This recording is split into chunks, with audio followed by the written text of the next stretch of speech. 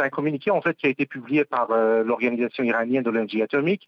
Il y a 4 mesures qui ont été annoncées. Tout d'abord, l'Iran a fait passer son niveau d'enrichissement d'uranium de 20 à 60% dans le site de Fordow. Il faut savoir que ce site, situé à 120 km de Téhéran, est enfui sous les montagnes. Il ne peut être détruit par des bombardements. L'Iran faisait déjà de l'enrichissement d'uranium à 60% dans le site de Natanz. L'autre site d'enrichissement du pays, le niveau de 60% est proche de celui de 90% qui a une utilisation militaire. Ensuite, les 1044 centrifugeuses IR1 d'ancienne génération de Fordow seront remplacées par des centrifugeuses IR6 qui sont 10 fois plus rapides et puissantes. Troisième mesure, 2 nouvelles cascades de centrifugeuses IR2 et IR4, soit au total 350 appareils, vont entrer en fonction d'ici quelques jours à Natanz.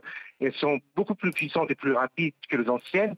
Enfin, quatrième mesure, des centrifugeuses modernes seront progressivement installées dans 2 salons de Natanz et Fordow qui étaient gardés vides conformément à l'accord nucléaire de 2015, soit au total près de 4000 nouvelles centrifugeuses modernes qui seront installées progressivement d'ici quelques mois ou ces 2 prochaines années. En un mot, l'Iran va augmenter de manière exponentielle son programme d'enrichissement, une multiplication par 10 de sa capacité.